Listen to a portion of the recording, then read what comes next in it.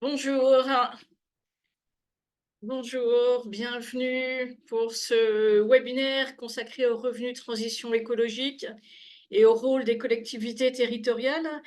Anne-Laure Federici, je suis déléguée générale du réseau des collectivités territoriales pour une économie solidaire et donc j'aurai le plaisir d'animer ce webinaire avec les interventions de Jean-Christophe Lipovac de l'Action Zoïne et de Raphaël Soulier, qui est donc coordinateur de la SIC Odyssée en Haute-Vallée de l'Aude.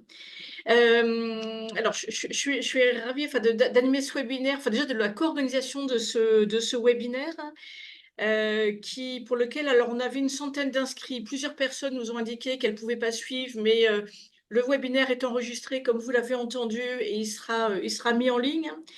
Ravie parce que ça témoigne de l'intérêt pour cette approche expérimentale encore aujourd'hui, donc autour d'une idée particulièrement séduisante, à la fois d'assurer un revenu à des personnes qui font le choix, ou pas forcément le choix, d'autres types d'activités, et puis en même temps d'accompagner la transition écologique des territoires.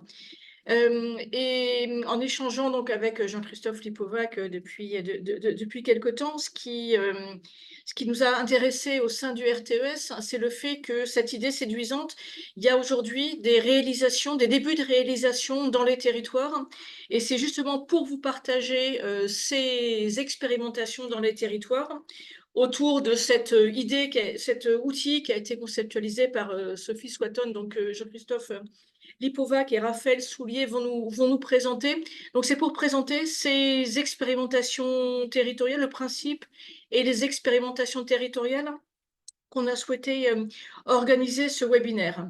Alors, peut-être un mot sur le RTES, hein, parce que tout le monde ne connaît pas forcément le réseau. Donc, le RTES, c'est un réseau de collectivités territoriales pour une économie solidaire. C'est un réseau qui a été créé il y a un peu plus de 20 ans maintenant par des élus de villes, à l'origine beaucoup, qui avaient souvent pour la première fois en charge une délégation économie sociale et solidaire, et qui ont ressenti le besoin de créer un réseau autour de deux objectifs principaux qui sont encore aujourd'hui au cœur des missions du RTES. C'est à la fois un réseau d'échange de pratiques entre collectivités, sur quels sont les acteurs de l'économie sociale et solidaire de mon territoire, comment travailler avec eux en tant que collectivité, de quels leviers je dispose pour accompagner le développement d'une économie plus solidaire sur le territoire. Donc un réseau pour favoriser l'échange de pratiques, et puis un réseau aussi pour faire avancer la place de l'économie sociale et solidaire dans les politiques publiques, et pour développer des actions de plaidoyer au niveau local, national et européen. Donc aujourd'hui, le réseau, c'est un peu plus de 190 collectivités locales adhérentes, avec une particularité, ce sont des collectivités de tout niveau, depuis la commune. Je crois que notre plus petit adhérent, c'était la semaine dernière, c'est une petite commune de 150 habitants, jusqu'aux régions. Donc on a donc à la fois des communes, des intercommunalités, des métropoles, des départements et des conseils régionaux. Donc, vous avez la carte des adhérents, et puis la présentation rapidement des 5 missions principales du RTES. C'est de faire connaître les politiques et les actions menées par les collectivités adhérentes. C'est de favoriser l'échange de pratiques entre collectivités au travers de l'organisation de journées ou de webinaires de ce type. C'est également donc des actions de plaidoyer pour porter la voix des collectivités locales. C'est également un espace ressource pour s'informer.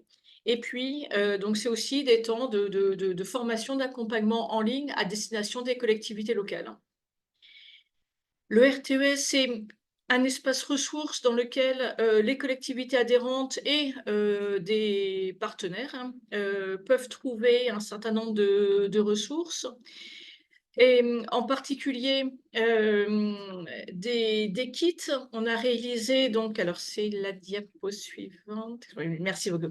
On a réalisé donc à l'occasion des élections municipales et un kit qu'on a actualisé l'année dernière pour identifier les leviers des communes et des intercommunalités.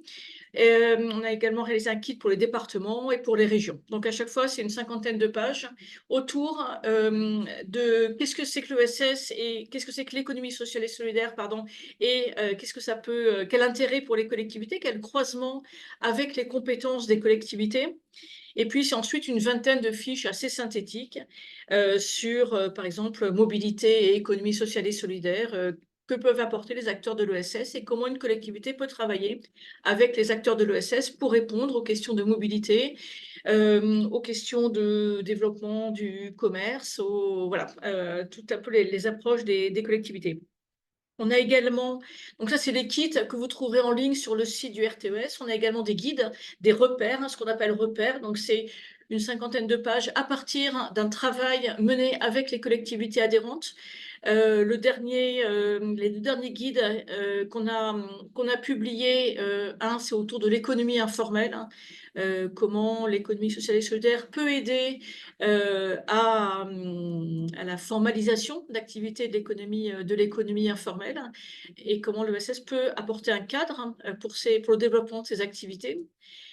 Et le précédent, c'était sur le rôle des collectivités dans la structuration de filières locales avec les acteurs de l'économie sociale et solidaire. Et on a également, et j'en terminerai là-dessus, des points de repère qui sont des documents de 4 pages, beaucoup plus synthétiques, autour, par exemple, de la présentation de ce qu'est une société coopérative d'intérêt collectif, une SIC, ou autour de la présentation des pôles territoriaux de coopération économique. Donc, toutes nos publications et nos travaux sont toujours faits sous l'angle du rôle des collectivités, mais en travaillant avec les acteurs des territoires. La question de la coopération économique territoriale, c'est vraiment un des sujets qui est au cœur des actions du RTES, que ce soit donc au travers, par exemple, des pôles territoriaux de coopération économique. Le RTES est un des réseaux qui a été à l'origine de l'idée de PTCE en 2009, hein, avec l'idée pour les élus qu'il y avait des pôles de compétitivité qui étaient financés, qui étaient reconnus et financés, alors que dans le même temps, sur leur territoire, il y avait des démarches portées par des acteurs de l'ESS qui avaient un impact pour le territoire plus important, mais qui n'étaient pas reconnus. Et donc, les pôles territoriaux de coopération économique sont nés un petit peu de cette idée portée par quelques élus du RTES et portée en même temps par des réseaux d'insertion par l'activité économique, et notamment le CORAS, qui, donc, à l'époque, développait des groupements d'entreprises solidaires, des GES. Et donc, autour de ces deux idées est née la proposition d'expérimenter, donc ce qui était au départ une démarche d'action-recherche autour des PTCE, qui ensuite a été animée par le labo de l'ESS et qui a été reconnue rapidement dans la loi 2014. Donc, coopération économique territoriale, c'est au cœur des actions. Ça fait écho avec le sujet qu'on va aborder aujourd'hui. Peut-être deux autres actualités concernant le RTES qui font aussi écho aux échanges qu'on va avoir. Il me semble, le premier, c'est qu'une des valeurs importantes du réseau depuis sa création, c'est le principe de co-construction de l'action publique. Comment collectivités et acteurs peuvent être partenaires et contribuer à la co-construction d'actions publiques. Donc autour de ce sujet, on a à la fois produit des ressources et on participe cette année à un programme d'action-recherche autour de la co-construction, avec donc notamment un groupe de chercheurs, avec Jean-Louis Laville, Laurent Fraisse, autour de la co-construction. Et donc, nous, on travaille sur dans quelle mesure les services d'intérêt économique général, les SIEG, peuvent être un frein, un levier ou un frein aux démarches de co-construction de l'action publique. Voilà, si ça vous intéresse, vous trouverez quelques éléments sur le site du RTES. Et puis, dernier point, le RTES a porté pendant plusieurs années et vient d'être lauréat à nouveau d'un projet qui s'appelle Tresson, co-animé avec le centre ressources de l'AVIS, autour du développement de l'économie sociale et solidaire dans les territoires ruraux. Donc Tresson 2024, dans le cadre d'un appel à projet du ministère de l'Agriculture et de l'Alimentation. Voilà, quelques éléments rapides de présentation du RTES et de l'actualité du RTES. J'ai simplement voulu dire que voilà, l'adhésion au RTES, donc nos adhérents ne sont que des collectivités locales et qui délibèrent en conseil municipal ou en conseil communautaire pour adhérer au RTES.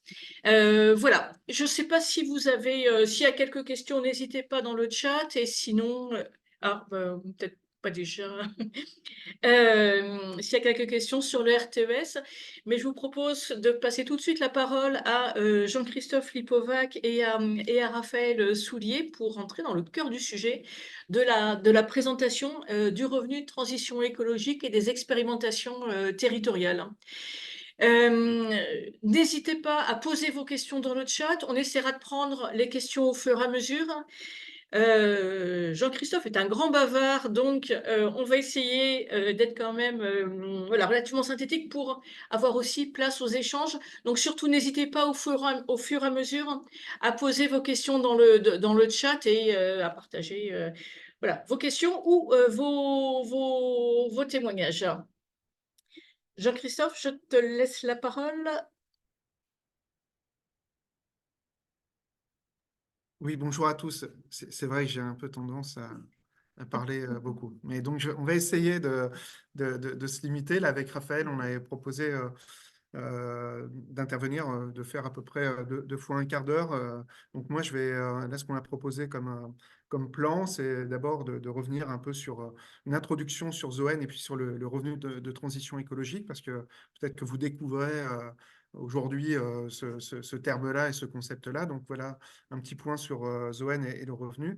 Un deuxième point pour avoir une photographie des expérimentations qui sont en cours. Anne-Laure parlait d'action recherche. Nous, on parle beaucoup d'action recherche ou de recherche-action.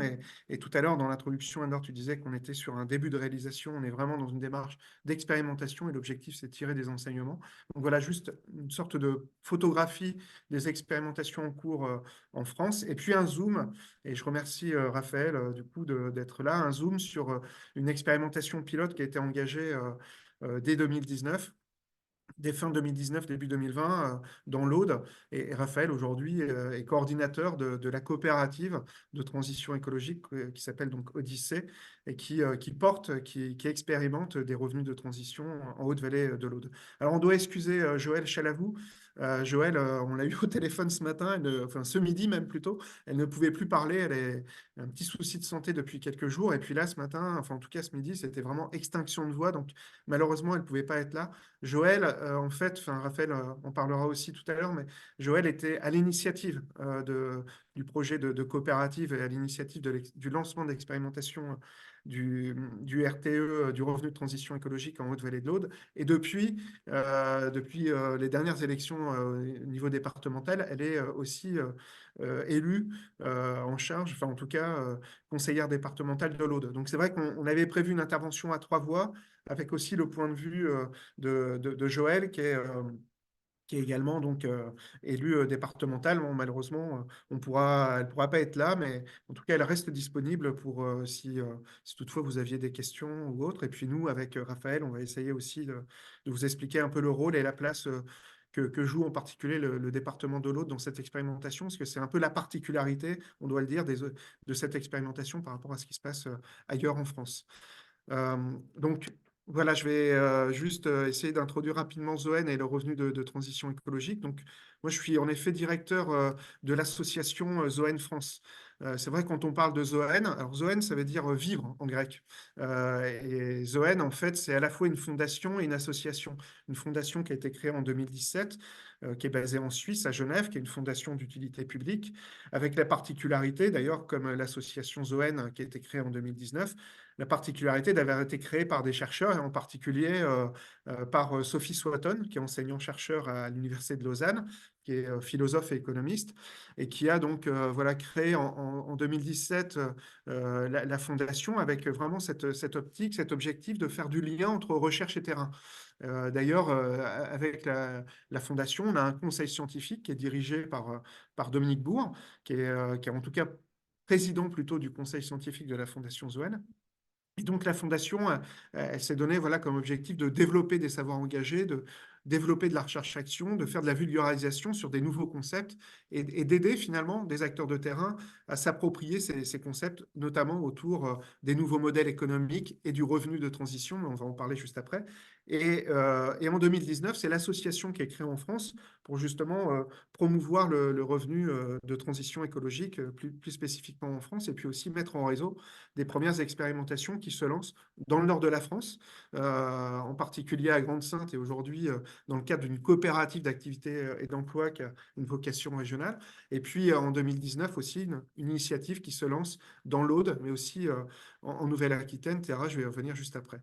En tout cas, le point de départ, on pourrait dire, et les constats de départ qui ont amené aussi Sophie, avec Dominique aussi et d'autres, à se lancer dans le projet Zoën et dans l'association, bah, c'est la prise de conscience aussi des limites du modèle actuel. Et je ne vais pas être trop long, parce qu'Anne-Laure l'a dit, j'étais des fois un peu long, donc, mais simplement les 4 points essentiels que je voulais mettre en avant ici, c'est la question des limites planétaires. Aujourd'hui, ici déjà, 6 limites planétaires qui sont dépassées sur 9.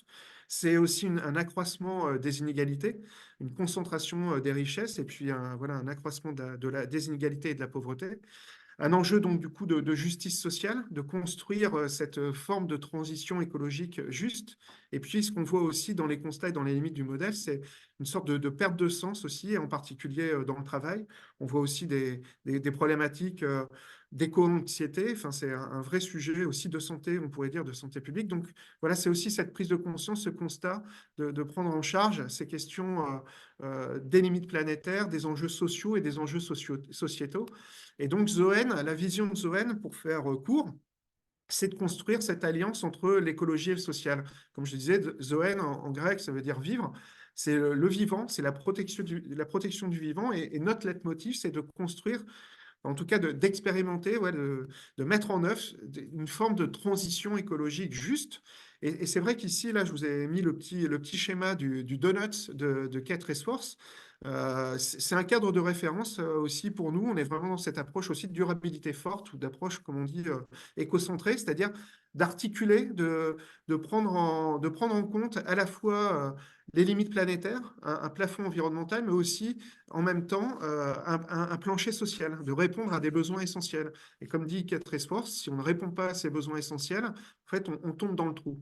Et donc, nous, on se focalise, si vous voulez, dans les expérimentations qu'on mène autour du RTE, sur justement cette question des problématiques liées au travail et à l'emploi dans ce contexte d'urgence écologique. Donc voilà, quels nouveaux emplois pour demain, quoi, finalement, quel droit on pourrait dire quel droit à un emploi écologique avec un revenu digne, et comment on construit ces nouveaux modèles économiques. Alors, c'est peut-être le mot que je vais utiliser ou les mots que je vais utiliser là dans les minutes qui viennent, mais voilà, créer une autre économie avec une valeur économique, mais aussi sociale, écologique, une valeur aussi territoriale. Donc, repenser l'utilité de l'emploi et du travail. Ça, c'est ce qui nous anime, on va dire, dans ces expérimentations autour du revenu de transition écologique. Et juste pour finir sur l'association, elle s'est définie justement 3 grandes missions: accompagner les expérimentations en France autour du RTE, mais aussi explorer ces nouveaux modèles économiques et ces nouvelles formes aussi de démocratie qui sont en jeu derrière cet enjeu de l'urgence écologique. Mais c'est aussi tirer des enseignements, c'est la dimension recherche, c'est-à-dire conduire des travaux de recherche. Et c'est, je vous disais, l'originalité aussi de Zoën, d'avoir été créé par des chercheurs pour faire ce lien entre recherche et terrain. Et surtout, transmettre, diffuser. Donc, on parle, c'est vrai, aussi de plaidoyer. Donc, encore merci au RTES de nous inviter aujourd'hui. On a besoin aussi de pouvoir porter aussi ensemble une vision aussi de cette transition écologique juste. Alors, le revenu de transition écologique, j'ai après 2 références bibliographiques, justement, des ouvrages de Sophie Swetton. J'ai simplement, je vais essayer en quelques minutes et avec simplement 2 diapos de vous résumer à peu près, allez, 450 pages, quoi, du coup, de 2 bouquins sur le revenu de transition écologique. En fait, je prends souvent l'image de la pièce de monnaie, parce que c'est vrai que en fait, quand on parle de revenus, on a forcément en tête cette question d'un complément de revenu ou d'un revenu en tant que tel qui est accordé à des porteurs de projets. Donc, c'est des formes d'aide financière, de revenus ou de complément de revenus, mais qui sont sous condition, la condition d'avoir des projets qui soient d'utilité écologique et sociale. Et dans le concept que Sophie Swatton a forgé en 2018, en fait, l'idée, c'est pas simplement d'apporter une aide financière, c'est aussi un accompagnement qui est personnalisé, un accompagnement, une formation. Et puis, c'est aussi une forme ou des formes de redevabilité, c'est-à-dire que les porteurs de projets qui vont bénéficier de cet accompagnement, de ces aides financières, ben, ils se doivent aussi d'adhérer à une structure dite démocratique qu'on appelle, voilà, dans le concept de Sophie Swatton, qu'on appelle une coopérative de transition écologique. Donc, c'est pour ça que je prends souvent l'image de la pièce de monnaie avec d'un côté le côté pile et le côté face. On est sur un dispositif, on est sur un modèle revenu de transition, mais aussi coopératives de transition écologique. Et ces coopératives, en fait, ce sont les outils pour opérationnaliser justement des revenus de transition écologique. Et tout à l'heure, Anne-Laure parlait des enjeux de coopération territoriale. C'est le cœur du sujet de ces fameuses coopératives de transition écologique, de mutualiser, de fédérer des acteurs sur un territoire, de désiloter des acteurs publics, privés, des usagers, des dispositifs aussi, des fois publics mais aussi privés. Donc voilà, de mettre en place ces mécanismes aussi qui vont permettre d'apporter des ressources et aussi des financements, bien évidemment, à des porteurs de projets. Là, vous avez en gras et en rouge, là, des mots-clés, parce qu'on a fait tout un travail un peu de mise en récit avec les premiers porteurs les premiers collectifs, on va dire, d'expérimentation pour essayer voilà, de toucher du doigt la substantifique moelle du RTE. Bah, le RTE, c'est ni plus ni moins on pourrait dire, un dispositif de reconnaissance aussi, de l'engagement de porteurs de projets, de simples citoyens, on va dire, engagés sur la transition. C'est aussi un outil pour prendre soin de soi, des autres et de la planète. C'est aussi un dispositif pour fédérer, un dispositif d'entraide et surtout un dispositif pour renforcer le pouvoir d'agir, mais à la fois individuel et collectif. Là, j'ai une dernière diapo et j'en finis là sur le RTE et je vous renvoie après au bouquin, puis aussi à toute la production qu'on peut faire sur les sites internet, sur la revue de la pensée écologique qui est dirigée par Dominique Bourrossi. Mais si vous voulez, en fait, dans le concept de Sophie Swatton sur le revenu de transition, l'objectif, c'est de repenser le lien entre l'individu et le collectif. On est en effet dans une société très individualisée. Comment on recrée du commun, quoi, finalement? Comment on recrée du collectif? Et c'est pour ça que dans le bouquin de Sophie, en fait, le RTE, il a cette double finalité. C'est-à-dire qu'il s'adresse à des personnes, et l'objectif, c'est de renforcer l'autonomie des individus, de renforcer parfois, dans certains cas, l'insertion sociale, de permettre à avoir accès à une formation, à une sensibilisation sur les questions liées, on va dire, à la transition écologique. Mais il a aussi une vocation territoriale. C'est pour ça qu'on part d'en bas, on part des territoires, quoi, finalement, et des enjeux des territoires, des dynamiques d'acteurs. On part de l'existant aussi. Alors, des fois, on crée ex nihilo une CAE comme Tilt dans le nord de la France, mais on part vraiment avec cette finalité de construire des solutions pour demain, en réponse à ces besoins essentiels, en réponse aussi à ces limites écologiques. Et donc, on est dans cette construction, voilà, de cette nouvelle économie, on pourrait dire, enfin, voilà, en partant, en créant de la valeur sur le territoire et en répartissant aussi cette valeur sur le territoire. C'est vraiment l'objectif aussi derrière la coopérative de transition écologique. Et les expérimentations, elles montrent que les coopératives, elles sont premières. C'est d'abord, on structure l'outil, la coopérative, pour ensuite construire et mettre en œuvre ces revenus de transition. Là, je vous ai mis juste deux photos de deux vrais porteurs de projets, on va dire, qui sont dans le nord de la France, avec voilà, des personnes qui sont entrées dans la coopérative Tilt pour faire une conversion professionnelle, et d'autres dans le cadre aussi d'un dispositif un peu plus spécifique, mais qui ont permis de faciliter aussi une insertion professionnelle. Voilà les ressources bibliographiques, mais on pourra de toute façon transmettre après le PowerPoint. Le point 2, et après je vais m'arrêter là, je vois l'heure, j'ai encore 4 minutes, hein, et 3 minutes donc, sur les expérimentations RTE. En fait, la grande question, on va dire, qui est derrière, c'est de construire ces nouveaux modèles économiques et aussi ces nouveaux modèles de financement aussi, ces nouveaux modèles financiers autour de la transition écologique. On a quand même un vrai enjeu d'innover aussi sur la dimension financière, finalement. Et donc, on pourrait reformuler comment on va financer des activités qui sont peu rentables, mais qui ont des effets, qui ont des impacts écologiques et sociaux positifs. Ça, c'est voilà, c'est un peu la grande question qui nous anime. Et je vous ai dit, en fait, il y a on va dire, voilà, l'association, elle est relativement récente, hein, créée en 2019, en même temps que le lancement d'un premier prototype dans le nord de la France, la coopérative Tilt. Et en parallèle, voilà, le projet Terra, qui s'inscrit aussi dans la démarche en Nouvelle-Aquitaine, et puis le projet Odyssée. Ce que je voulais juste mettre en évidence ici, c'est qu'on est sur des contextes territoriaux quand même très différents, urbains, ruraux, mais avec un trait commun. On est sur des territoires où les indicateurs sociaux et écologiques sont au rouge, quoi, du coup. Il faut inventer un autre modèle. Et donc, derrière le modèle de la coopérative et du revenu, ce n'est pas un modèle unique, ce n'est pas la pensée unique, mais on est dans ce souci de créer des emplois et des activités qui ont du sens pour les gens et qui ont du sens pour le territoire. Et l'expérimentation, c'est le cœur de notre sujet, quoi, de faire de cette recherche-action et de tirer des enseignements. Alors, on a eu l'occasion de faire déjà 2 universités éphémères, une dans l'Aude en 2021, puis une autre dans le nord de la France, ici à Lille, à la maison de l'économie sociale et solidaire d'ailleurs, où je suis connecté aujourd'hui, avec voilà du coup cette capitalisation de l'université éphémère, par exemple de Tilt, dans le nord de la France. Et là, je vous ai juste listé un peu les grands sujets qui sont les nôtres, quoi. Construire ces modèles économiques soutenables de nos coopératives, réfléchir à des modes de gouvernance, à des modes de coopération un peu renouvelés sur les territoires, de travailler, et c'est pour ça qu'on travaille aussi avec la chaire ESS, et il y a ma collègue Magali qui est juste à côté de moi, qui travaille aussi sur les questions d'évaluation avec Florence Janicatrice, en l'occurrence ici dans le Nord, mais pas que. Et puis à réfléchir aussi sur justement comprendre un peu les trajectoires individuelles et collectives au regard de cet engagement dans la transition. Donc aujourd'hui, on est fort de cette expérimentation, 4 nouvelles expérimentations qui sont aussi en émergence. Et donc voilà, on est content d'avoir 7 projets qui sont lancés. Dans 7 régions différentes. On a un peu cette idée de pouvoir essaimer un peu partout.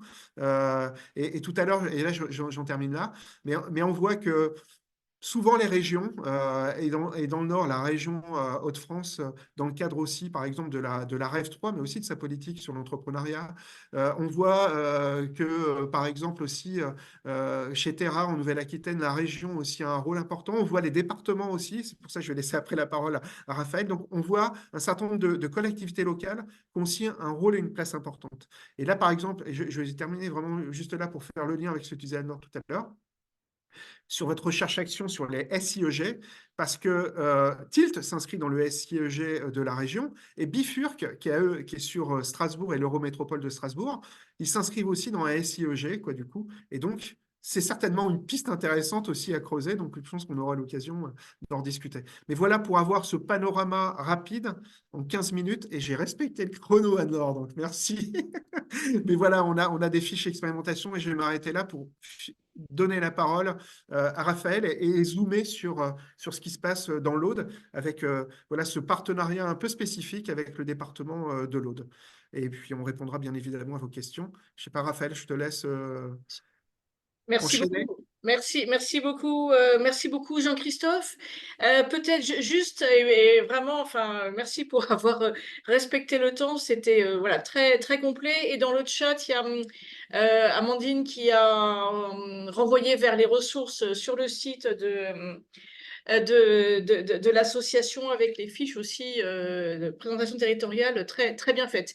Peut-être juste avant de laisser la parole à Raphaël, il y a une question sur l'expérimentation territoire zéro chômeur longue durée, voilà, qui reprend certains des concepts. Alors, je ne sais pas si est-ce que tu veux y répondre maintenant ou après Bah, l'intervention de Raphaël. oui, oui. Bah, écoutez, Raphaël, il est très, très bien placé pour parler de ça parce que justement, on est en train de construire, d'articuler finalement la démarche RTE avec la démarche TZC sur le territoire justement de l'Aude.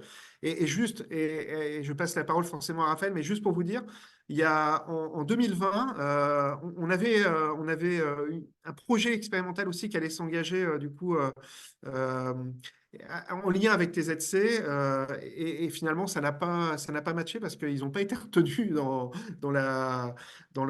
l'expérimentation TZC. Mais c'est vrai que là, sur l'Aude, du coup, là, concrètement, c'est un axe de travail très important là, du coup, qui se dégage sur l'expérimentation. Donc, Raphaël, il pourra aussi vous expliquer on commence à articuler les dispositifs entre eux, quoi, du coup, mais c'est très utile, vous allez voir.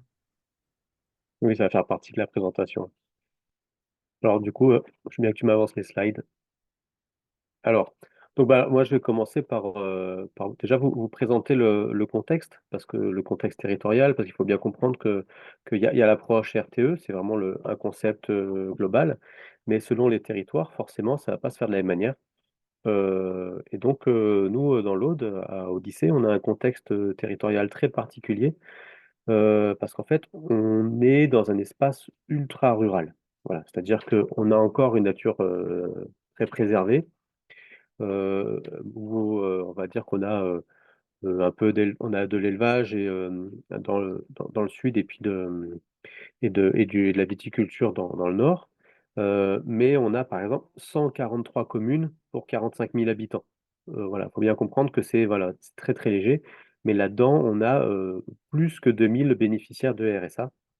Et comme c'est un territoire aussi a- assez pauvre, faut bien comprendre qu'il y a aussi une grosse quantité de personnes retraitées, c'est-à-dire il n'y a pas un gros renouvellement. Donc il y a quand même voilà, une dynamique économique qui n'est pas du tout là. Voilà. Par contre, sur ce territoire, c'est un peu une sorte on peut appeler ça une sorte d'Eldorado, c'est-à-dire que ça a aussi l'avantage de faire l'appel du vide, avec la théorie des gaz, avec le fait qu'on se retrouve avec beaucoup de monde qui arrive justement, que ce soit les RSA, tout ça, qui ont un espace, et on se retrouve avec justement dans ce temps d'éco-anxiété assez fort, avec ce tissu social vraiment très fourmillant et très actif. Alors pas forcément très adapté à la coopération, mais on est sur un territoire qui historiquement a des fonctionnements coopératifs vraiment justement avec la viticulture ou les coopératives agricoles ou des choses comme ça, qui se sont beaucoup développées. Donc on a des fonctionnements coopératifs et un fourmillement. Et ça, ce contexte, c'est une première base qui explique comment est-ce qu'on va s'y prendre au niveau de la coopération. Parce que forcément, coopérer, ça nécessite qu'il y ait beaucoup de quelque chose pour que ce beaucoup, il arrive à créer de la rencontre. Donc là, c'est pas de l'argent. Là, c'est beaucoup, c'est de dynamiques différentes.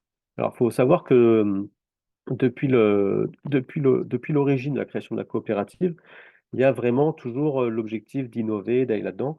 Donc, l'origine, c'est un PTCE, c'est-à-dire qu'un pôle territorial de coopération économique qui s'est mis en place avec l'association 3.va, avec justement un chercheur, Benoît Prévost, qui travaillait sur tout ça. Aussi Joël Chalavou, donc, qui ne peut pas être là, qui a travaillé beaucoup sur ces questions-là au sein du PTCE, qui faisait partie de ce PTCE. Et donc avec justement cette création des nouvelles coopératives avec la Fondation Zoën, est apparue l'idée d'emporter une ici, d'en créer une ici. Donc on a eu une chance, c'est que le département a été très présent dès ce moment-là, c'est-à-dire qu'on a vraiment un support des collectivités locales au niveau du département très fort. Donc très vite, c'est allé sur la compétence du département qui est l'insertion.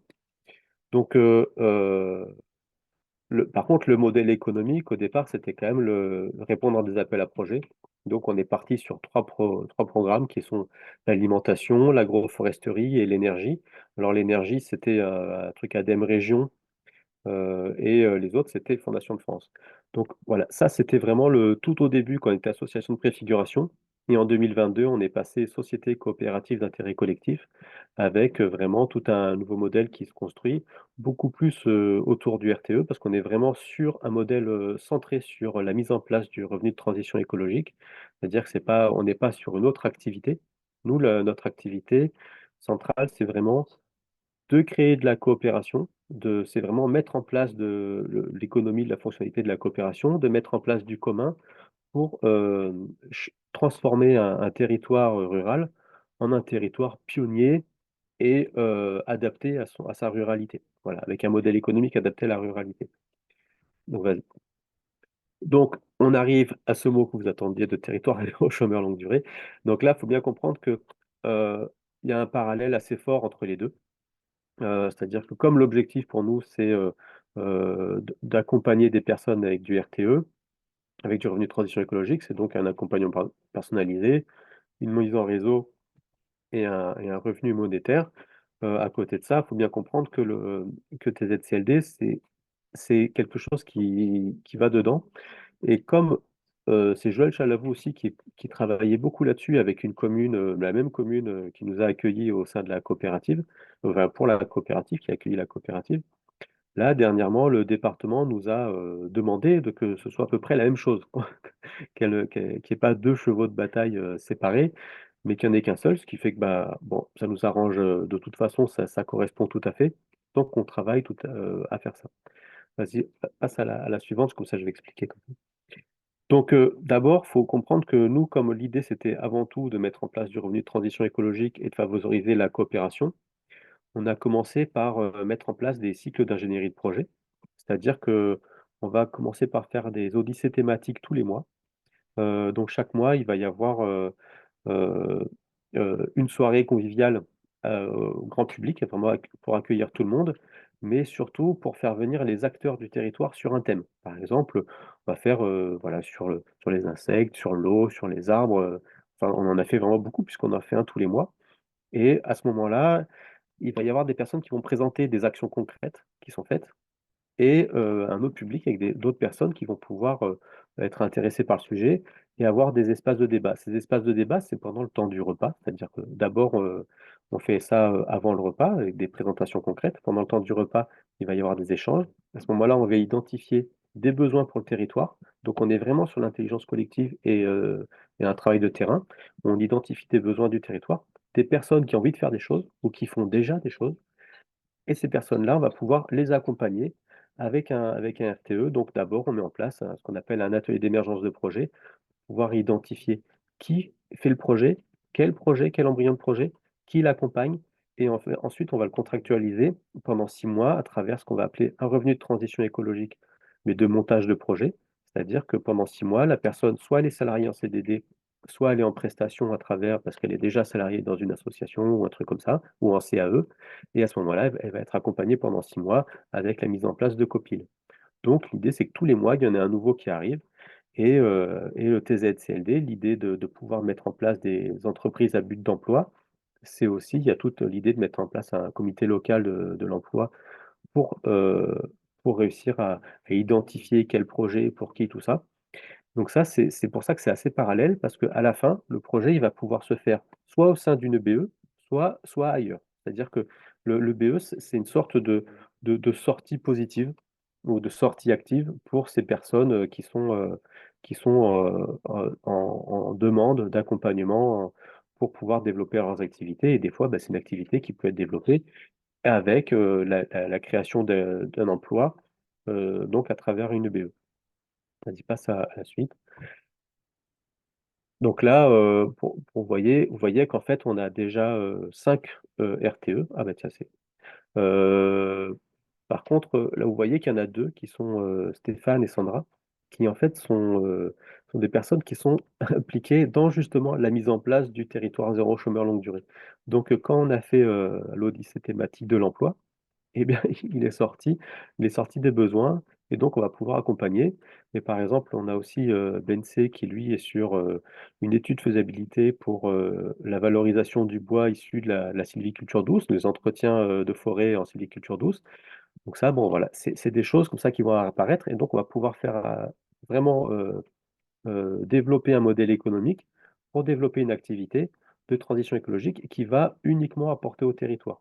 Et avec ça, on met en place un tiers-lieu avec l'accès à des outils, des espaces de travail, voilà, le soutien de la gestion de projet, un suivi attentif, et donc forcément, c'est de la mise en réseau. Donc, on arrive à rentrer dans l'objectif même du RTE, sur des lignes du département qui vont être de l'insertion, avec aussi cette grande chance qu'on a au niveau de l'Aude, c'est que le département a mis en place un cumul RSA, ce qui nous permet en fait aussi de pouvoir contractualiser un CDD pour des personnes qui sont RSA sans qu'ils perdent leur RSA, ce qui fait qu'à la fin, s'ils n'ont pas réussi, par exemple, sur ces 6 mois, ils ont pas, le projet ne peut pas encore suffire pour être suffisamment viable pour qu'ils puissent sortir du RSA, le fait d'avoir mis en place un salaire ne leur fera pas perdre leurs droits. C'est-à-dire qu'il y a vraiment, c'est un vrai tremplin. Donc ça, c'est vraiment quelque chose qui se met bien avec le département à tous les niveaux.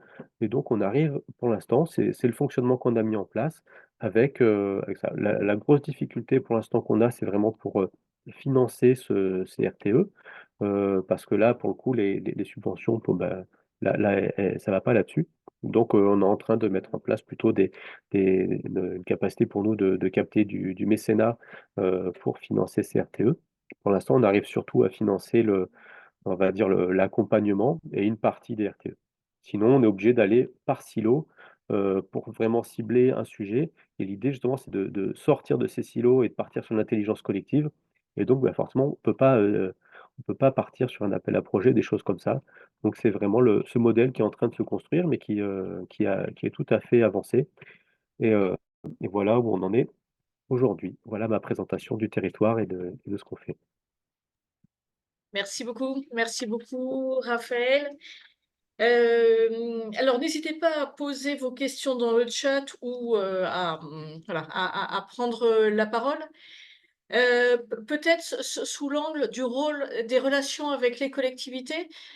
Donc là, sur le territoire Odyssée, une présentation, enfin, notamment des relations avec le département, avec la possibilité d'un cumul avec le RSA. Est-ce que sur les autres territoires d'expérimentation, est-ce que vous avez quelques éléments pour expliciter un peu le rôle possible des collectivités, les liens avec les collectivités? Mais il y a également, alors, deux questions dans le chat. Est-ce qu'il y a un financement dans le cadre de FSE+? Et une autre question de Sarah, la coopérative d'activité d'emploi est financée par qui? Ok. Euh, c'est vrai qu'aujourd'hui, ce qu'il faut bien comprendre, c'est que dans ces expérimentations, on part d'un territoire, on part de dynamiques d'acteurs qui sont à l'œuvre ou qu'on essaie d'activer. C'est pour ça que la question de la coopération territoriale est quand même centrale. Ce qui fait que là aujourd'hui, sur les sept territoires d'expérimentation, on n'a pas forcément, j'allais dire, je vais le dire comme ça, le même jeu d'acteurs, à la fois publics ou privés, qui sont impliqués. On voit quand même que les régions ont quand même un rôle important. Elles sont présentes un peu partout, quoi, j'allais dire, en particulier par rapport à leurs compétences aussi sur le développement économique, sur l'aide aux entreprises, parce que ces coopératives, alors oui, je ne l'ai peut-être pas dit, mais en fait, tout ce qu'on essaie de promouvoir derrière, c'est quand même des SIC, hein, des sociétés coopératives d'intérêt collectif pour construire ces partenariats publics-privés multi-acteurs. Donc c'est vrai que les régions, avec cette compétence, elles ont un rôle important. Les départements sur l'entrée-insertion, parce qu'on fait de l'insertion, mais pas que. Et c'est ce que disait aussi Raphaël, la difficulté, c'est qu'on demande à nos expérimentations et même à Zoën de rentrer dans des cases. C'est des fois un peu compliqué. Donc, moi, j'ai souvent l'habitude de dire, de manière assez humble, hein, mais voilà, on est en train de faire du bricolage aussi, des fois un peu institutionnel. On voit que des SIEG, par exemple, sont intéressants parce que on passe un cap dans le bricolage quand même, quoi, j'allais dire.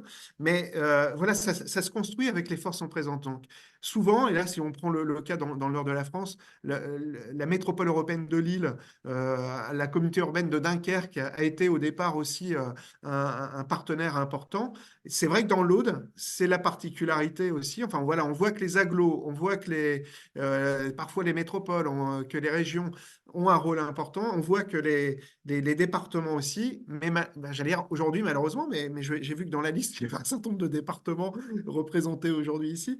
Mais c'est d'ailleurs un peu le travail de plaidoyer qu'on essaie de faire concrètement. C'est-à-dire que c'est vrai que le département de l'Aude, enfin, Raphaël l'a dit rapidement tout à l'heure, mais il est présent, enfin, il est présent dans cette expérimentation depuis le début. C'est-à-dire qu'au début, il y avait aussi une convention de recherche-action qui avait été signée, qui était signée par trois personnes morales, en l'occurrence. Zoën, l'association du PTCE, là, du coup, et puis le département. Donc, depuis le début, ils sont présents. Et puis, dans leur cheminement, le département, en effet, parce que ils travaillaient aussi dans le contexte d'une expérimentation aussi autour du revenu de base inconditionnel, même si je ne vais pas rentrer j'allais dire dans les questions plutôt théoriques, hein, mais on est quand même un peu dans une approche un peu orthogonale avec le revenu de transition. On n'est pas dans un revenu inconditionnel, on est dans un revenu conditionné, pas inconditionnel. Mais ils ont quand même, le département, ouvert une porte sur une forme de dérogation du RSA. Et aujourd'hui, dans le cheminement, aujourd'hui, il y a une reconnaissance, on va dire, du rôle que joue Odyssée et de ce complément de revenus entre le RSA et le revenu de transition écologique. Ça, c'est une petite innovation, une petite pépite qui paraît quand même intéressante, peut-être à diffuser dans d'autres expérimentations. Enfin, que ce soit dans l'Est de la France ou dans l'Ouest ou même sur Marseille. Là, actuellement, on travaille aussi sur une expérimentation sur le territoire de Marseille. Mais bon, voilà, les villes, les agglos, les régions, parfois les départements, mais c'est vrai que l'autre, c'est le cas particulier avec un département qui est quand même très, très pushy. Mais on a des dispositifs aussi, j'allais dire institutionnels, mais avec la difficulté parfois de devoir rentrer dans une case. Alors, le FSC+, je ne peux pas vraiment vous dire. Ce que je peux vous dire, c'est qu'actuellement, sur Marseille, par exemple, l'expérimentation qui est engagée avec une SIC qui s'appelle le Tier Lab des transitions, ils émargent au fonds transition juste de l'Europe. Et là, on se dit que, justement, ça porte bien son nom quand même, du coup, la transition juste, là, c'est peut-être une piste. Le FSE+, sincèrement, je ne peux pas vous dire. Je sais que Joël aurait été là aujourd'hui, elle aurait peut-être pu en parler parce que je sais qu'elle fait un gros travail de veille sur les fonds européens.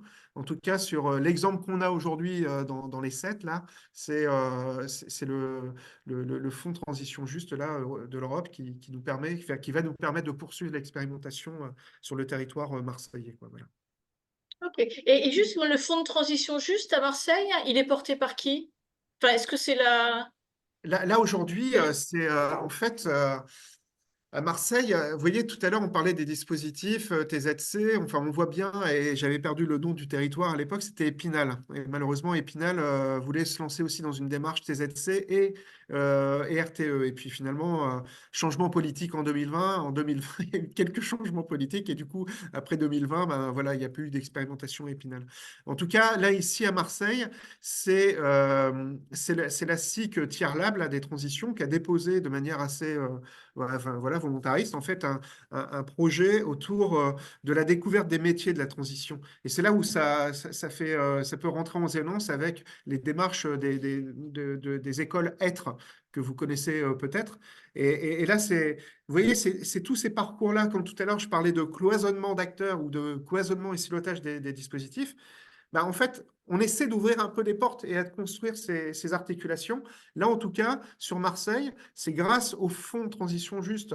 Il y a une expérimentation qui se lance pour découvrir des métiers de la transition et on va pluguer derrière, en fait, une dimension accompagnement comme l'a proposé, comme l'a présenté Raphaël sur l'Odyssée.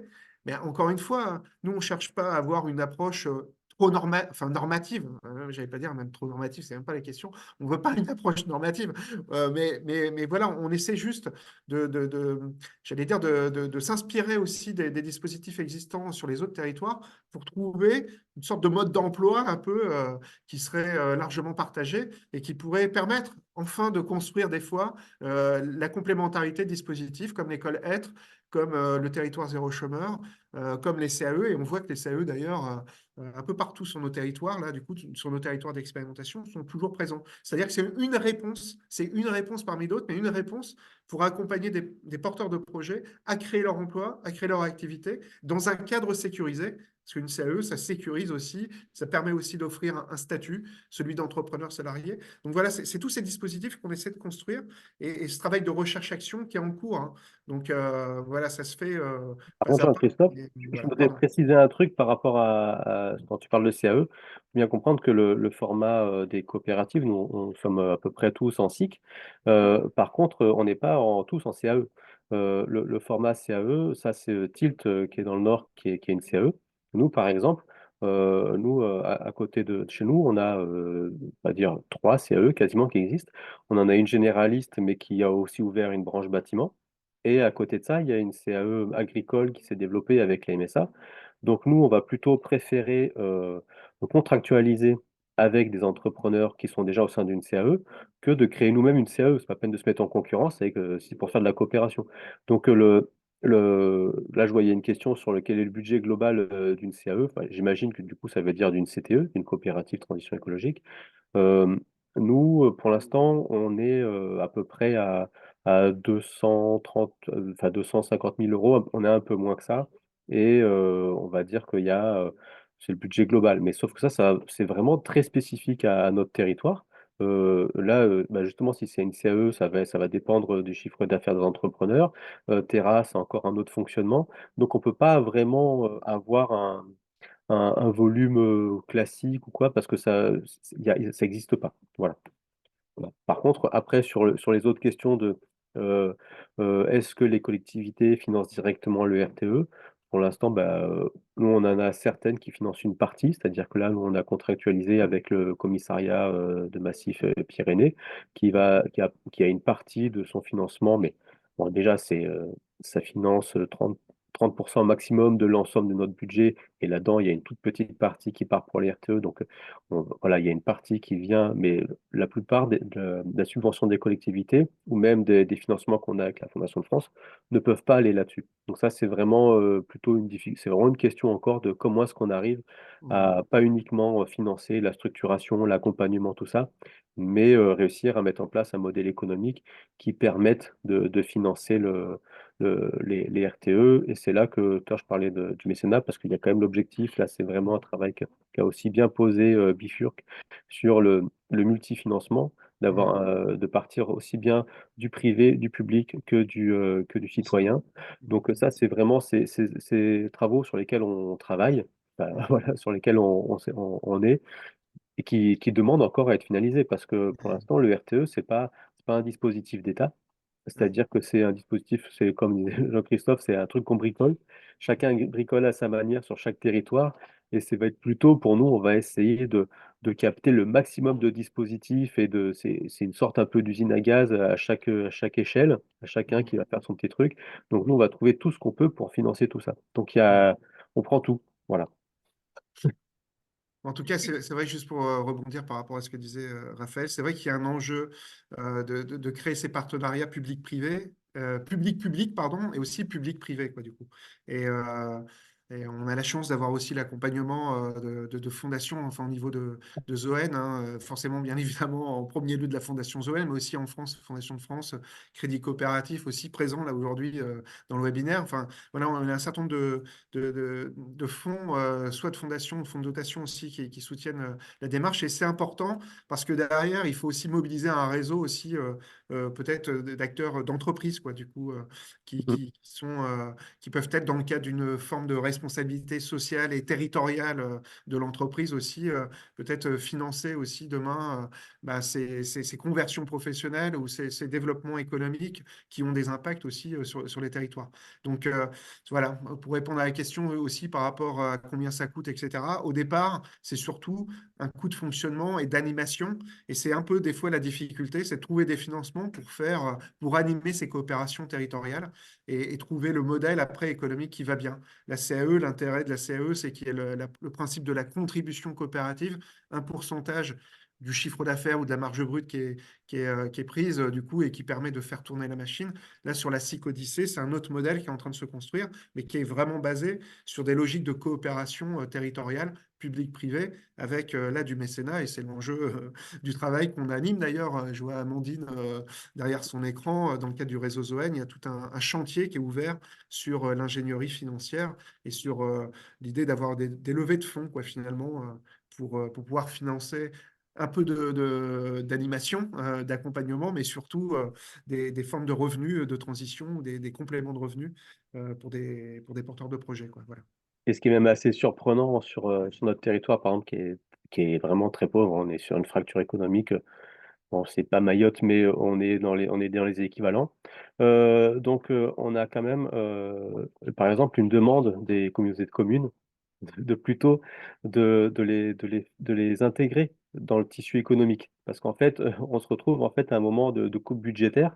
Donc, on va certainement pas demander aux collectivités de venir financer le travail ou le développement économique du territoire, mais on va plutôt prévoir le développement économique du territoire en laissant une place pour les collectivités locales, histoire de faire société, et non pas d'essayer de vendre le territoire à un premier mécène qui va racheter et qui va reprendre la gouvernance. Donc c'est vraiment cette approche ESS qui vient depuis le territoire, qui va permettre d'aller vers les collectivités. Ça, c'est quelque chose qui nous apparaît dernièrement au niveau d'Odyssée, qui est assez fort en fait, parce que cet aspect emploi, là, quand on est sur TZCLD, enfin, territoire zéro chômeur, là, on se dit, bah non, nous, on est plutôt sur territoire zéro négrier.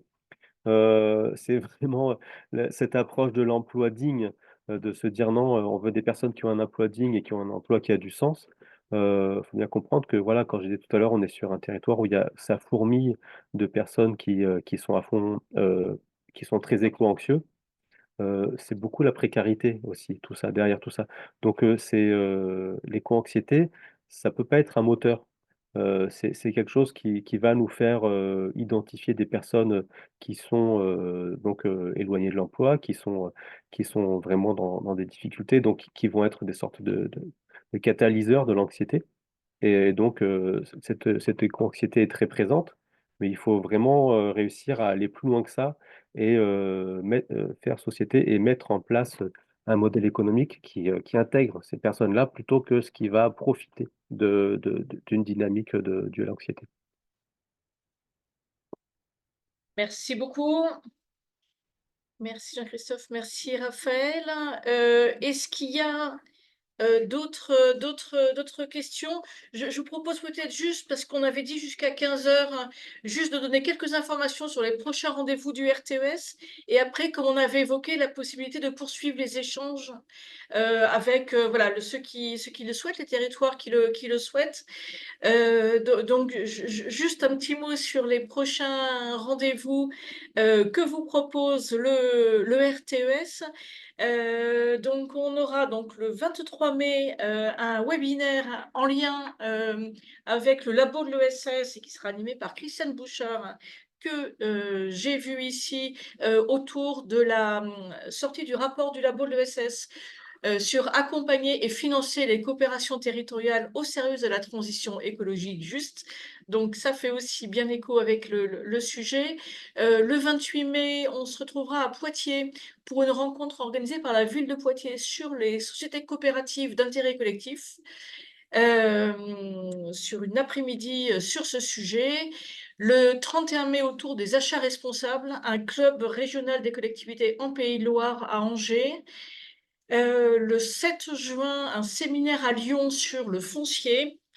Le 18 juin à Grenoble, en lien avec un réseau engagé en économie circulaire en Auvergne-Rhône-Alpes sur ESS et économie circulaire et climat.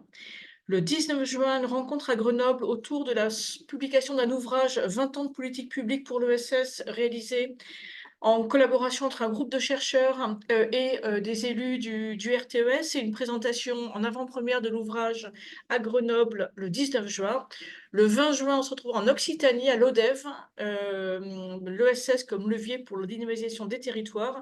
Et Raphaël, je reviendrai vers vous parce que je pense qu'il peut y avoir voilà, une contribution autour du RTE. Et puis, on vous donne rendez-vous à l'Assemblée générale du RTES qui aura lieu les 4 et 5 juillet à Marseille.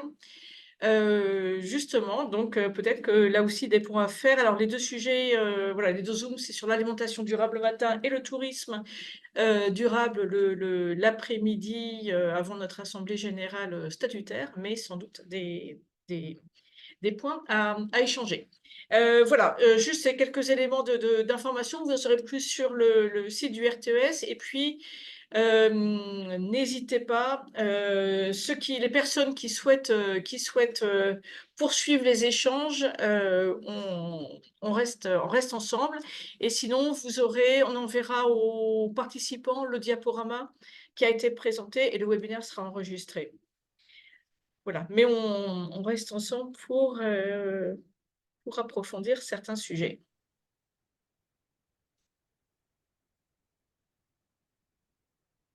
Alors, n'hésitez pas, je sais pas, donc Sarah Dupont de la communauté d'agglo Hénin-Carvin, est-ce qu'il y a des projets, des réflexions sur le territoire, hein? Ou, enfin, voilà, n'hésitez pas, s'il y a des territoires sur lesquels il y a des réflexions. Moi, j'avais rencontré Tilt justement il n'y a pas très longtemps lors d'un temps de travail sur la mobilité avec la CRES. Et donc, je trouve que c'était vachement intéressant. Donc là, j'ai découvert Odyssée, etc. Et je connaissais pas. Et c'est vrai que bah, c'est intéressant. Puis ça fait partie des démarches que bah, je pense que les collectivités ont envie de mettre en place. Donc, c'est vrai que c'est toujours intéressant d'avoir ces infos-là. Hmm. Après, moi, j'avais plus des questions un peu pratico-pratiques. C'est pour ça que je vous embêtais avec les budgets parce que je me dis, bah, en fait, combien ça coûte, qui finance quoi. Donc, j'ai compris effectivement les régions, les départements, les fondations. Mais voilà, enfin, j'imagine que tout ça, enfin, c'est pas gratuit. Donc c'était plus cette question-là. Après, je me demandais aussi bah, les retours que vous avez, parce que là, bah, on a vu Odyssée, etc., sur, sur les autres expériences, là, enfin, cette expérience, les retours que vous avez. Si vous Hmm. pouvez m'en parler un petit peu. Ben, je crois qu'il y a quelqu'un de Saint-Nazaire, non? Est-ce que j'ai vu que Baobab, je ne sais pas si la personne est toujours Emmanuel, ouais. là. Ouais. Oui, bonjour. Est-ce que... Bonjour à tous, je vais mettre ma caméra. Salut Emmanuel. Bonjour. Bonjour à tous. Est-ce que vous pouvez me rappeler le sujet de la question, s'il vous plaît? C'était juste un retour d'expérience d'un autre territoire, hein. Et D'accord. voilà, comme Alors, nous, le revenu de transition écologique à Saint-Nazaire, on cherche à l'expérimenter au sein d'écosystèmes coopératifs. C'est quelque chose qui est très proche des PTCE. Donc, on cherche à développer cette logique d'entreprendre à plusieurs, en coopération, pour répondre à des besoins de notre territoire. Et on s'aperçoit, quand on conçoit ces écosystèmes coopératifs, il y a des briques manquantes. Et à ce titre-là, pour tenir ces briques, c'est-à-dire là, par exemple, on a besoin, du moins on cherche à développer une solution low-tech de séchage et de broyage sur la base de chaleur résiduelle potentiellement des fours à pain dans les boulangeries. Et donc, bah voilà, on voit une opportunité pour un entrepreneur local qui se lance dans le développement de solutions low-tech, de venir le soutenir, de pouvoir également s'intégrer au sein d'un écosystème, c'est-à-dire au sein d'acteurs déjà implantés sur le territoire, et de venir répondre à un besoin avec des solutions qui vont lui permettre de développer son activité dans la perspective que cette activité intègre les modes de vie, les modes de consommation ou les modes de production. Voilà. Donc, on en est au stade de concevoir le revenu de transition écologique avec tout ce que ça sous-entend en termes de levée de fonds, de prototypage, de l'accompagnement qui lui sera nécessaire. Voilà. Donc, on en est au tout début comparé à d'autres. En tout cas, merci de nous permettre de prendre la parole. Peut-être pour rebondir aussi par rapport à ce que disaient Emmanuel et Sarah, parce que Sarah, on s'est déjà rencontrés aussi dans le cadre des travaux autour du PTCE, justement, d'Hénin Carvin, avec une problématique autour de la mobilité. Et c'est vrai que sur la coopérative Tilt, voilà, on a pris ce modèle de la CAE, de la coopérative d'activité et d'emploi. Je pense que l'originalité de Tilt, elle est à deux endroits. Elle est sur le fait justement d'accueillir et d'accompagner des porteurs de projets engagés sur la transition et donc aider à faire émerger des métiers ou des nouveaux métiers ou des nouveaux services autour de la transition. Et l'autre élément, l'autre originalité, c'est de cette CAE là qu'on développe dans le Nord, c'est le lien au territoire, justement.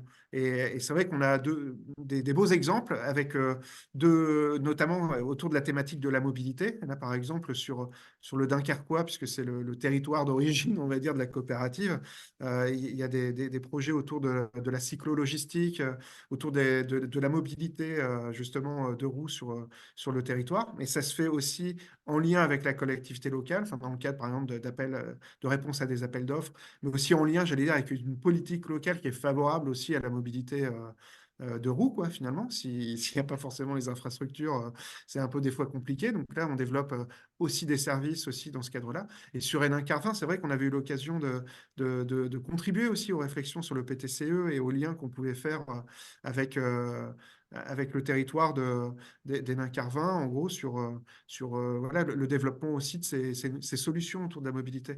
Et ce que Emmanuel développe aussi, explique, ça s'inscrit encore une fois dans ces logiques de coopération territoriale et de solutions ou de services qui sont vraiment dans une logique de répondre à des besoins du territoire, quoi, du coup. Et là, par exemple, en cyclo-logistique, les gens qui pédalent à Dunkerque, ils ne vont pas aller pédaler à Hénin-Carvin. Mais par contre, ça peut créer de l'emploi et on crée une structure, on a une CAE qui permet de sécuriser aussi ces parcours, ces tests d'activité et de sécuriser aussi finalement avec un statut et avec un système aussi d'aide de financement. Là, par exemple, chez Tilt, on travaille avec les Cigales, avec Initiative, avec Plateforme Initiative, pour aussi apporter des fois du micro-investissement au départ. Pour soutenir un peu d'activité sous forme d'un budget contributif. Tout ça, c'est en train de se construire, c'est testé, mais voilà, ça ouvre quand même des portes intéressantes et de réfléchir à, voilà, encore une fois, ce format de SIC, de société coopérative, peut-être que vous en parlerez à Poitiers, des coopératives qui ont une action vraiment territorialisée, quoi, avec un ancrage territorial fort, avec un partenariat public-privé, multi-acteurs aussi plus fort, quoi, du coup, voilà. Enfin, c'est un peu les enjeux qui sont derrière ces expés aussi. Ouais. Et merci. Je ne sais pas s'il y a d'autres questions ou informations sur des dynamiques territoriales. Alors, moi, j'avais une question parce qu'en plus, j'ai vu qu'il y avait Jean-Baptiste Tony qui était là et puis il y avait également une personne du mouvement Sol qui est partie mais qui a été connectée sur les liens avec les monnaies locales complémentaires. Hein. Parce que voilà, il y a des choses qui font pas mal écho. Ouais, Sur les complètement. démarches Et Raphaël, tu veux parler du souriant, peut-être Oui, bon, alors nous, bah, oui, ça, je ne l'ai même pas dit, mais il y a une partie du revenu de transition écologique qui est donné en souriant, enfin, qui est donné, voilà, qui est versé en souriant. Donc, en général, à peu près en net, vu qu'on fait du 8 heures semaine, comme ça, c'est des personnes juste qui développent leur projet, c'est un soutien à hauteur de 8 heures semaine. Donc, ça fait à peu près 300 euros par mois. Et il y a 50 euros qui sont donnés en monnaie locale en souriant. Donc, ça nous oblige à être adhérents du souriant pour pouvoir en acheter. On achète simplement de la monnaie locale, ce qui augmente à chaque fois du volume monétaire en monnaie locale sur le territoire. Et aussi, ça oblige les bénéficiaires, enfin les personnes qui ont du RTE, d'être adhérents aussi. Voilà, ce qui fait que du coup, bon, on participe à cette dynamique à ce niveau-là, mais on n'est pas du tout comme Terra autour carrément de la monnaie locale qui est utilisée qui n'est pas vraiment valorisée de la même manière. C'est-à-dire que nous, on utilise la monnaie locale qui est déjà tenue par une association extérieure. Voilà, ça en fait partie d'un tissu d'acteurs. C'est pas une monnaie spécifique à ça. Mais par contre, des fois, on se pose la question sur justement pourquoi pas les monnaies locales, travailler un peu plus sur l'éthique de la monnaie elle-même, sur la charte, pour qu'elle soit orientée un peu plus sur l'alimentation ou sur des sujets comme ça, histoire d'avoir un impact beaucoup plus ciblé par rapport à cette monnaie.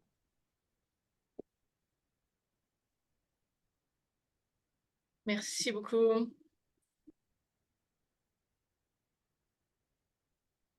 C'est vrai que dans les expérimentations, le projet Terra qui est en Nouvelle-Aquitaine, dans le Lot-et-Garonne, du coup, la particularité, c'est qu'on est sur une forme de groupement ESS avec 2 SIC, une association. Et c'est vrai que la monnaie locale, elle est très active aussi pour penser la circulation, on va dire, ou en tout cas les circuits courts économiques à l'échelle du territoire. Alors, c'est un petit territoire, mais du coup, la monnaie locale, elle permet de fédérer des acteurs, enfin des structures qui sont engagées dans la transition. Et dans le SS pur sucre, mais pas que, quoi, du coup, et de pouvoir en effet reverser pour partie en euros et en monnaie locale pour justement créer de la valeur sur le territoire et redistribuer la valeur sur le territoire. Bon, après, on arrive sur un niveau de complexité des fois qui est pas si simple, mais en tout cas, c'est vrai que c'est un très bel outil du coup à mobiliser aussi dans enfin, en tout cas, et qui est mobilisé dans ces expérimentations.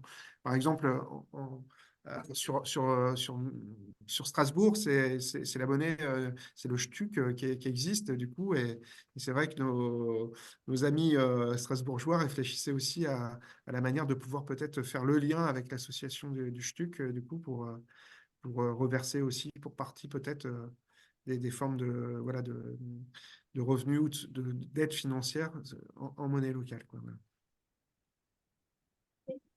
Merci. Alors, il y a une question dans le chat. À quel moment la question posée pour la recherche-action se pose? Je ne sais pas si la... Moi, en tout cas, j'ai une réponse par rapport à ça, même si la question n'est peut-être pas évidente. Nous, on est dans une démarche d'expérimentation. Donc, il faut bien comprendre que là, bon, justement, c'est ce que disait tout à l'heure Jean-Christophe, il y a Magali là, sur les évaluations d'impact et toutes ces choses-là. Bien comprendre que chaque chose qui sont faites, on est dans le domaine de l'économie, on est dans le domaine du social, on est dans des domaines de la transition écologique, on est dans plein de domaines comme ça, qui demandent vraiment toujours que ce soit l'intelligence collective de se construire, aussi de la mutualisation et du partage. Donc forcément, on est dans une approche de recherche. Et nous, par exemple, au niveau local, on est sur l'intelligence collective. Donc comment faire en sorte que tous ensemble, on arrive à faire du commun et tout ça. Par contre, ça, c'est pas une approche scientifique. Donc, d'avoir un suivi, d'avoir ces travaux qui rentrent dans un cadre de recherche, dans un cadre scientifique, c'est ultra important. Parce qu'en fait, il faut pouvoir capitaliser ces données, il faut pouvoir les traiter de manière scientifique, il faut pouvoir aussi les comparer avec d'autres données qui sont ailleurs. Donc, c'est vraiment assez central finalement dans notre travail, cet aspect recherche-action. Par contre, c'est sûr que je dis c'est central, mais il y a beaucoup de choses qui sont centrales, donc c'est plus vraiment central. Mais en tout cas, c'est très important de garder à l'esprit qu'on est dans une expérimentation sur plein de niveaux, et donc la recherche-action a plus que sa place. Voilà. Après, du coup, Raphaël, tu le dis pas, mais là, vous lancez votre conseil scientifique jeudi matin, quoi, du coup, avec tout un C'est pas réseau la aussi recherche-action, c'est autre chose. non, mais de chercheurs, mais ça en fait partie. Et c'est pour ça que tout à l'heure, on présentait, je crois qu'Amandine, elle a renvoyé les liens vers les livrets de capitalisation des universités éphémères. Parce que du coup, là, par exemple, dans le Nord, on avait travaillé aussi avec l'Institut Gaudin pour s'inspirer aussi de cette méthodologie d'enquête ouverte, participative, où on essaie de croiser les regards et changer de posture entre chercheurs et acteurs. Donc c'est vrai que pour nous, et d'ailleurs même si je prends l'exemple de Tilt, qui était voilà, ce prototype aussi lancé dès 2019. Du coup, dans le sociétariat, on retrouve aussi des chercheurs, quoi, du coup.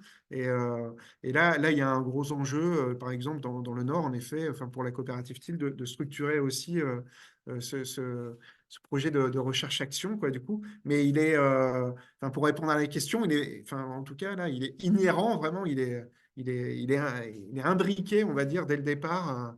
Il est quasi consubstantiel même des projets qu'on a lancés. Donc, on a essayé vraiment de réfléchir aussi, en tout cas, c'est dans la méthode Zoen, de voir comment on arrive à embarquer aussi des chercheurs dans la démarche. À Grande-Synthe, à l'époque, il y a eu un doctorant qui avait été engagé, qui travaillait aussi sur ces questions-là, de solidarité, de revenus de base, de revenus de transition. Donc là, par exemple, aussi, dans le cadre des travaux de l'association Zoen, il y a un groupe de travail recherche aussi qu'on a structuré pour aider les territoires à mettre en place ces fameux conseils scientifiques locaux, on va dire, à animer au niveau national aussi des travaux de recherche, à transmettre de l'information, des fois, j'allais dire, un peu fondamentale. Enfin, par exemple, certains ont découvert ce qu'était une thèse CIFRE il n'y a pas longtemps. Donc, du coup, voilà, c'est comment on fait le lien, par exemple, avec l'ANR. Ça paraît tout bête, mais pour peut-être aussi trouver des financements ou mettre en évidence qu'il y a des statuts aussi de la recherche qui peuvent être mobilisés pour les expérimentations, quoi, du coup, voilà. c'est le travail Thèse qu'on à essaie de faire. chiffres, enfin, je sais pas, ça peut, je pense, s'y intéresser. Je ne sais pas si tout le monde connaît le principe des thèses à chiffres, parce que ça peut s'adresser aussi bien aux collectivités locales qu'à des acteurs de l'économie sociale et solidaire, hein. Ouais, carrément, ouais. Et donc, c'est la possibilité d'accueillir pendant 3 ans, enfin, pendant la durée d'une thèse, Un doctorant, un chercheur, quoi, un jeune Chercheur, ouais. doctorant. Du coup, c'est cofinancé à 50% par par l'Agence nationale de la recherche. Et donc, en effet, il faut trouver grosso modo un budget de 30 000 euros par an pour avoir un chercheur dans ces locaux. C'est vrai que souvent, les tests chiffres, en fait, elles ont été développées en France surtout en direction des entreprises. On était sur de l'innovation techno, quoi, vraiment, hein, du coup. Et là, c'est vrai qu'on, dans nos domaines, sur l'innovation sociale, sur ces nouveaux modèles économiques, du coup, on peut aussi mobiliser des jeunes chercheurs, des jeunes doctorants sur nos sujets, quoi, je veux dire, que ce soit sur ces nouveaux modèles économiques, sur l'évaluation, sur ces nouvelles formes de coopération dans les territoires. Du coup, ce sont des compétences pointues, du coup, qu'on mobilise. Et ça, c'est important parce que ça s'inscrit dans le temps long, au moins sur 3 ans. Et c'est pas, j'allais dire, c'est pas un travail de capitalisation superficielle, quoi. Nous, c'est ce Par qu'on contre, essaie de mener. faut les trouver, Il ces faut les jeunes trouver. chercheurs. Donc, si vous en connaissez qui veulent faire une bourse de chiffres chez nous, allez-y. D'accord. Mais c'est vrai que et puis le principe des démarches de coopération entre plusieurs acteurs, ça permet d'accueillir une parenthèse, ce qu'une association dans son coin, toute seule, pourrait pas forcément accueillir. Et c'est vrai qu'il y a quelques beaux exemples par exemple, de PTCE. Le PTCE NOLA, là, en Loire-Atlantique, qui a accueilli une personne en chiffres, voilà, qui fait un super travail. Donc, c'est des démarches qui sont intéressantes, ouais, les thèses à chiffres, hein, enfin, il me semble. Très bien, et ben, merci beaucoup. Je ne sais pas s'il y a d'autres questions, témoignages ou peut-être simplement informations sur les questions un peu posées par le territoire, hein. Je crois qu'il y a la commune du Val-de-Drôme, il y a le Haut-Doubs. Je ne sais pas si vous voulez dire un mot. Mais voilà, c'est obligé. Et peut-être tu évoquais, Jean-Christophe, la Fondation de crédit coopératif. Et je ne sais pas Oui, si c'est personne vrai est que je- là. nous, c'est vrai que l'association Zoën, elle est soutenue par pas mal de fondations en France, par la Fondation de France, la Fondation GRDF, la Fondation Massif, Crédit Coopératif. Je pense que j'ai oublié personne. Et le 1% Planète aussi, mais c'est un fonds de dotation. Et du coup, c'est vrai que c'est important. Là, d'ailleurs, je vois Michel Macor qui laisse un petit message, mais c'est vrai que du coup, euh, voilà, il y a aussi ces liens. On se rend compte que ce soit pour, si j'ai bien compris, pour la Fondation Crédit Coopératif, mais aussi pour la Fondation de France, il y a des fois des délégations régionales qui sont mises en place, quoi, du coup, parce que là aussi, les fondations aujourd'hui, elles réfléchissent un peu à l'évolution de leur, alors peut-être pas de leur métier, mais de leur façon d'intervenir, et en particulier sur les territoires. Et donc, voilà, cette logique de régionalisation, d'être en lien avec les acteurs des territoires, du coup, on voit que, enfin, en particulier chez la Fondation de France, c'est dans l'air du temps, quoi, du coup, et trouver des nouvelles formes d'intervention. Et donc, c'est intéressant aussi d'avoir ces partenaires, j'allais dire, à nos côtés, qui nous soutiennent, mais qui sont aussi, euh, j'allais dire, sensibles et à l'écoute aussi des expérimentations pour inventer ces nouvelles formes aussi de financement demain. Et nous, au niveau de la Fondation Zoën, alors même si elle est de droit suisse, elle est voilà, basée à Genève, voilà, on réfléchit aussi pas mal à ces questions ces nouvelles formes d'intervention et de financement autour de la transition. Et donc, voilà, c'est toujours important d'avoir ces partenaires avec nous pour y réfléchir. La Fondation GRDF est aussi très, très proche, comme d'autres fondations, au niveau des territoires. Et donc, voilà, c'est là aussi des questionnements, on va dire, qui sont vraiment chaudes et d'actualité, quoi, du coup. Donc, c'est plutôt intéressant aussi de participer aussi à ces réflexions-là, quoi, voilà. Et ben, vraiment, merci beaucoup à vous pour vos témoignages. Merci aux personnes qui sont encore là. Et puis, donc, de toute façon, vous aurez tous les contacts aussi bien d'Odyssée que de Zoïne. Il y a un site qui est très bien fait avec la présentation de la démarche et des expérimentations territoriales. Et puis, je vous dis sans aucun doute à très bientôt parce que ça croise effectivement beaucoup de sujets qu'on porte au RTES et beaucoup de sujets d'actualité. Merci beaucoup pour votre invitation. À bientôt, Anne-Laure. Et Merci, à tous. bientôt. Merci, Bonne journée. Raphaël. Merci, au revoir. Emmanuel. Merci, à Merci, au revoir. bientôt.